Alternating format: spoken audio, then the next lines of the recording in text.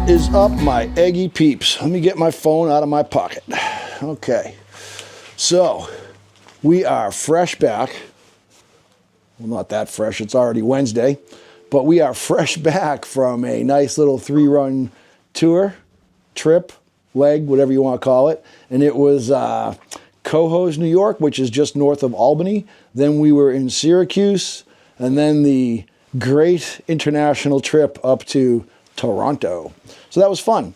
Some pretty epic jams, as always, and a lot of good times and a lot of good fun with people, and was able to talk to several of the band, I was able to talk to a couple of the band members for a little bit of time, so that was kind of nice.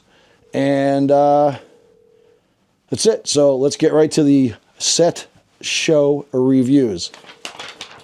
I have here, in my formerly nicotine-stained hands, the list from Cohoes Music Hall in Cohoes, New York, USA.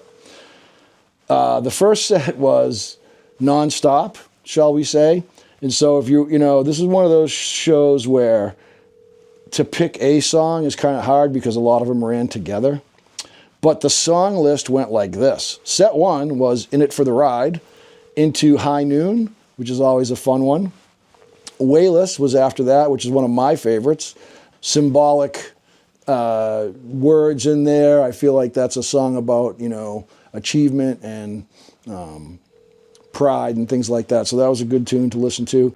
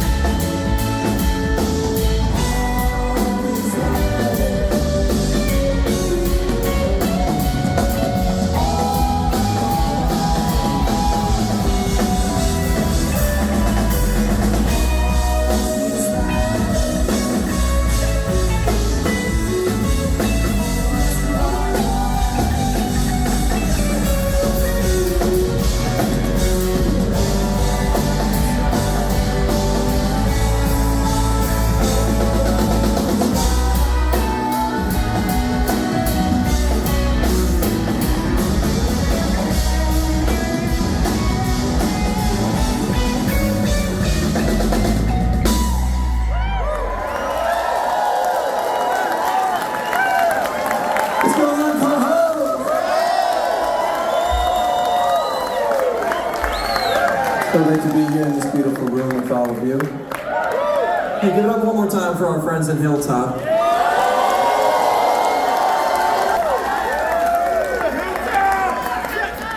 Good kids, good kids. They're good kids. It takes one to know one. We've got some dusty fans up here, some dustier than others, and I asked Donnie, I said, I have 2 fans here. One is dusty and one is dustier. I said, which one would you like? I think the average person would be like, dusty. But not Donnie. Donnie said, I don't care. I said, no, really. Dusty or dustier? He goes, I really don't care. And then I said, but you have to pick one. Because I didn't want, that's bad karma if I knowingly choose to give him Dusty Ear. So I said, pick one. And so he picked the one in my right hand. He got Dusty Ear. So, thank you, Donnie. Dusty boy. I'm glad that's where that story was going. For a moment, I thought you were calling everybody Dusty out here.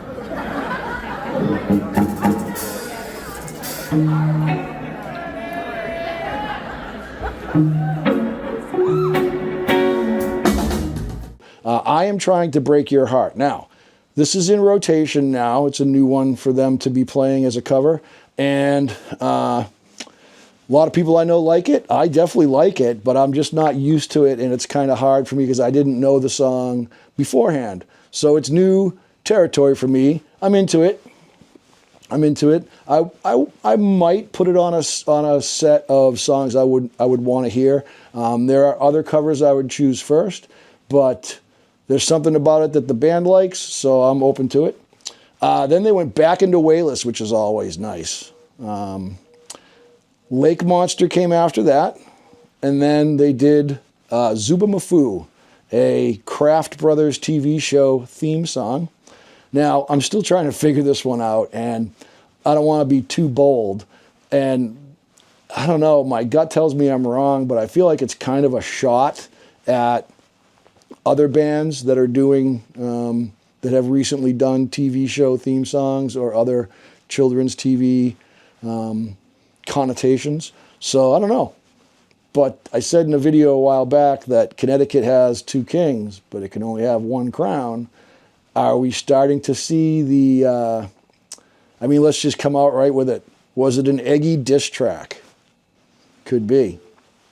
I don't know. It seems like diss tracks are a big thing nowadays, so it's possible, right? But, there were some show notes on that. The Break Your Heart was Wilco. And then the Zubamafu was a Kraft Brothers cover. Last time played January 20th, 2018, 7 years ago. 344 show gap. Set 2 was very interesting. Very big crowd favorite, Fly, Frederick Fly was in there, but let's get right to it. So set 2 was Burritos El Chavo, and I think it's right around the 5 or 6 minute mark. You'll hear, and it's a pretty short Burritos opening part, and then Jake teases Barracuda. I can't tell if the other band members are kind of like in on it or if it's just him, but he teases the Barracuda, and then Atomic Age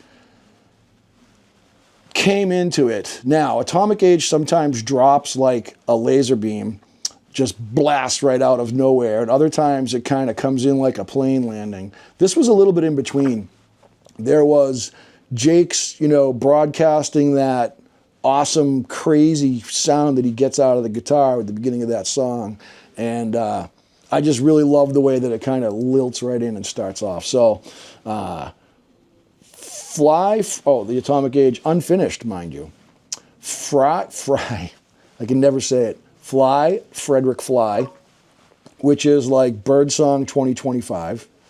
And then they did I Am the Walrus, a Beatles cover. Now, it doesn't say in the notes when the last time they played it was, or if they've ever played it before. I think I might have seen it in a song set list somewhere. Obviously, it would say, because the guys that do these notes are really good, if it is first time played. So, I Am the Walrus was epic, especially I think maybe more for people my generation, because that's a song that I sang, as a 9-year-old, it was a goofy little song, I Am the Walrus, and as a 16-year-old, it was a very serious, goo-goo-goo-goo. So that song's been with me for a long, long time, and I really like singing along with it. Semolina pilchard, dripping from a dead dog's eye, and all that stuff. It's just really cool.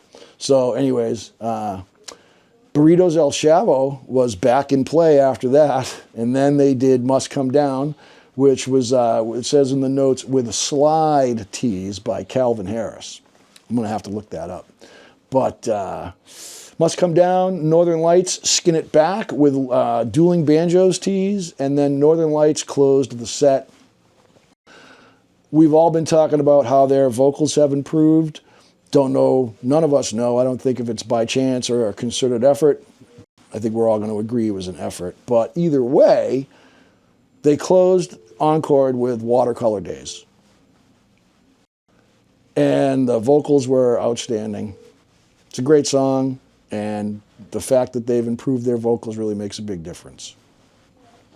So that's what I got for March 13th. Eggy at the Cohoes Music Hall.